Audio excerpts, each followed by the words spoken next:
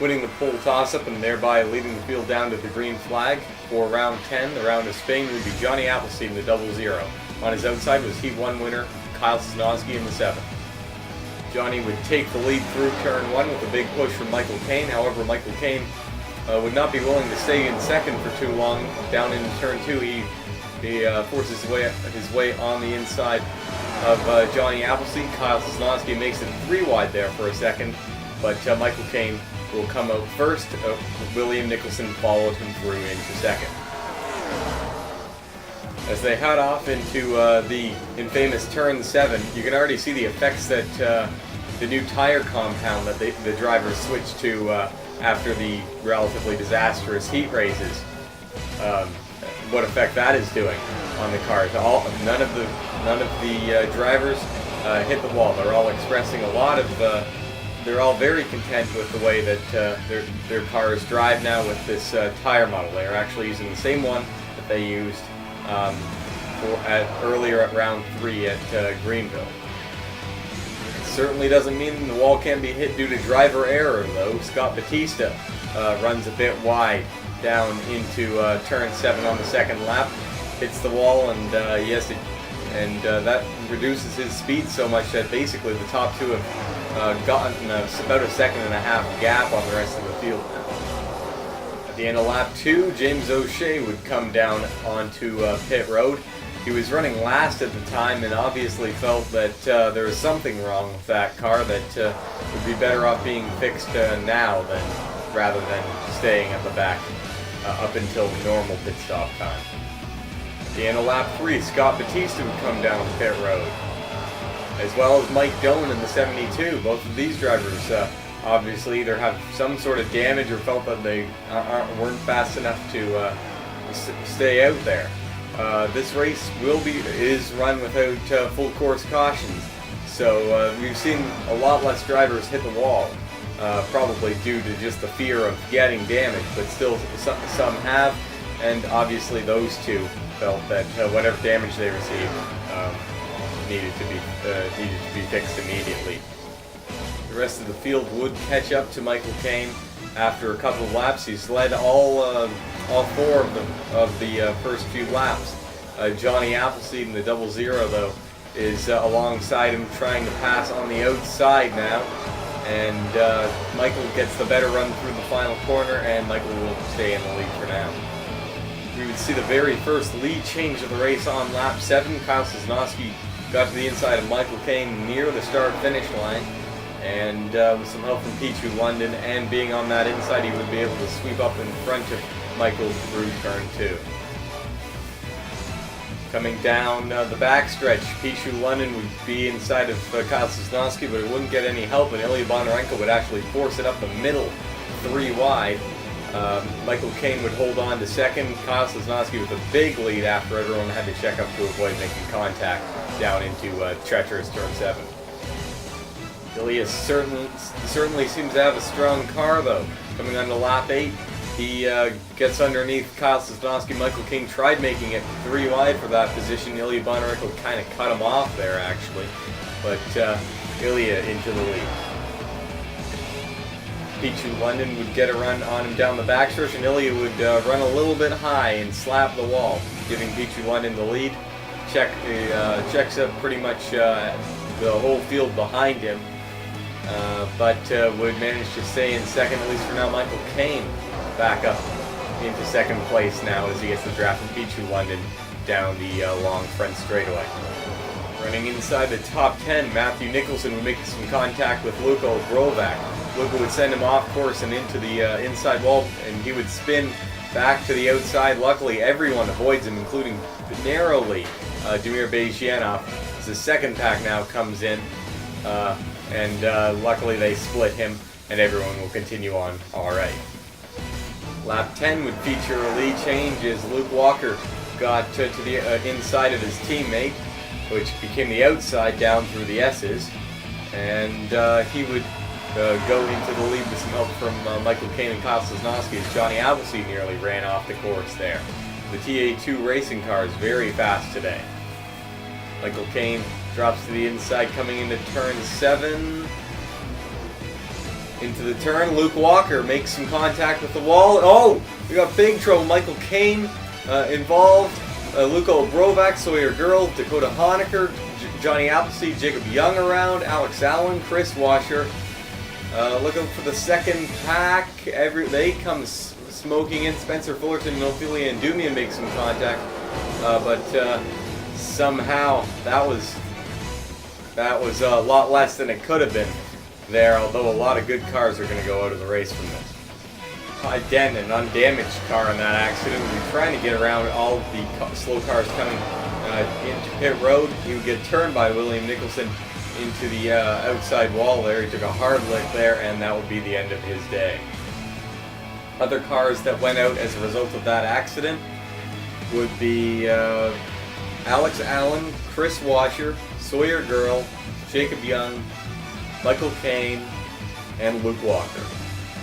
What this is left then is a very small lead pack now, just 4 cars: Pichu London, TJ Dent, Ilya Bonarenko, and Kyle Sosnowski. These 4 were completely unaffected by the wreck.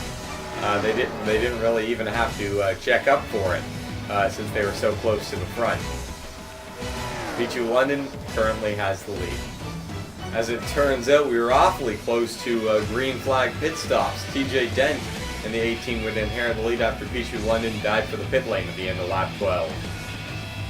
Kyle Sosnowski would inherit the lead after TJ Dent, who was the leader down into turn 7, slapped the wall. Obviously, he felt that that was enough for his tires, and he came in and got some more. Kyle Sosnowski too would slap the wall a little bit coming through turn 7. A second group of cars composing of Gerald Reddington, Johnny Finguy, and Jeffrey Finguy have made their way up into the mix due to the racing of the front 4. It seems that as tires wear, it's becoming easier and easier for these drivers to hit that wall as they come up on the lap car of Ophelia and Dumian here. Gerald Reddington is going to force Ilya Bonarenko up the track. Ophelia nearly cut him off there, but Gerald's going to take the lead. Guess what? Coming down into turn 7, Gerald Reddington, the leader, would run up wide and slap the wall. Jeffrey Finguy in the 20 would now become your race leader.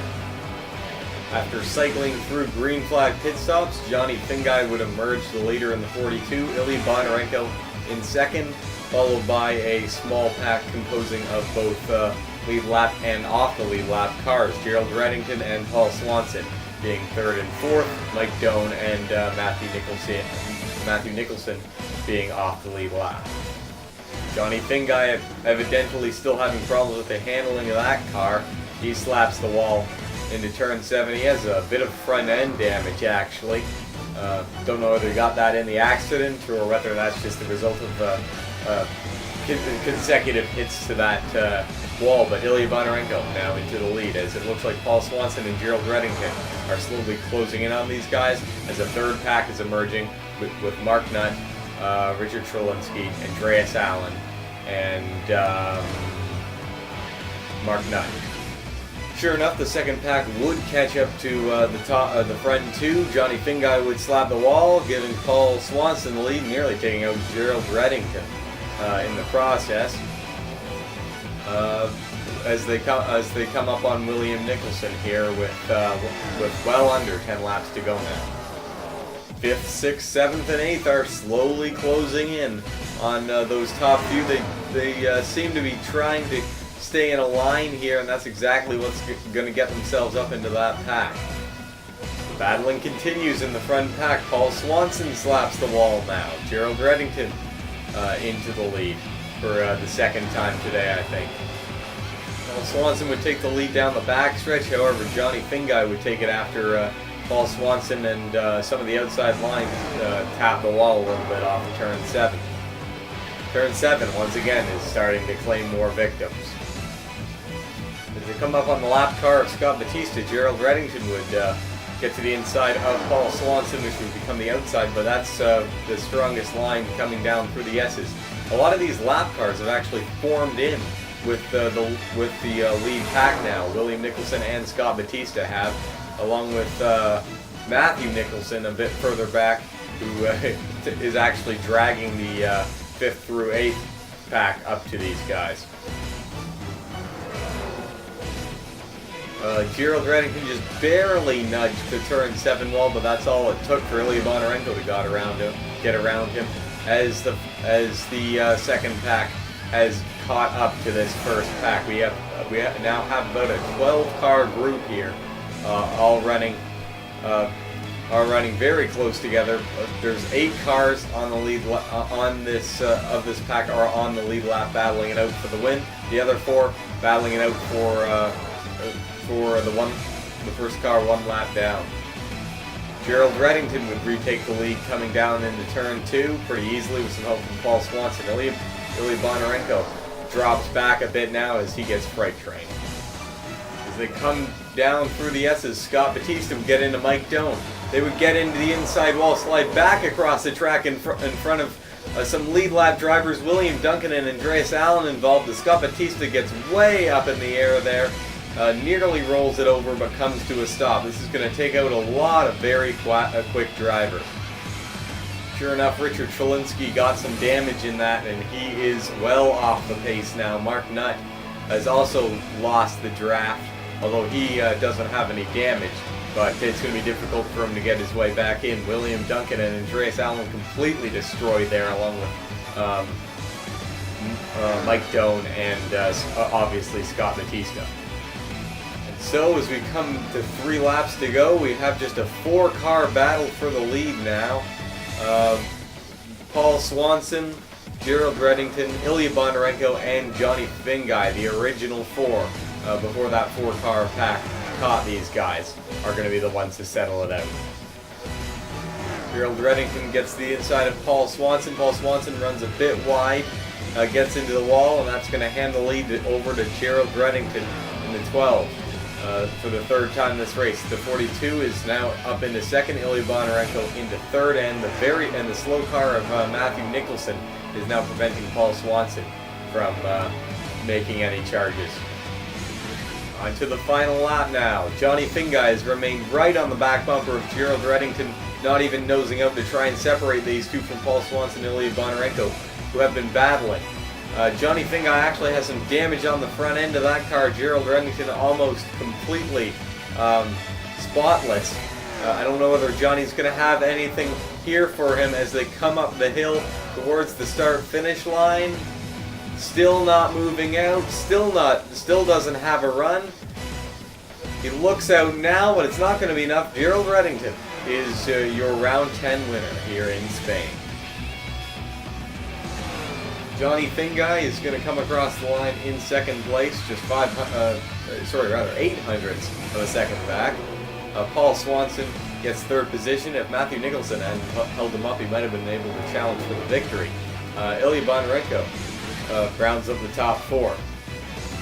About 9 seconds back, we have Mark Nutt in the 0. Another 15 seconds back from that, 23 seconds behind the leader, around 6th place, Terrence Day, 7th, Jeffrey Finguy, 8th, TJ Dent. None of these guys seem to have particularly good pit stops, or they were just too far back to begin with. 9th would be Kyle Sosnowski, and a long way back, we would find Damir Bejinov, who would round out the top 10, 32 seconds behind the leader.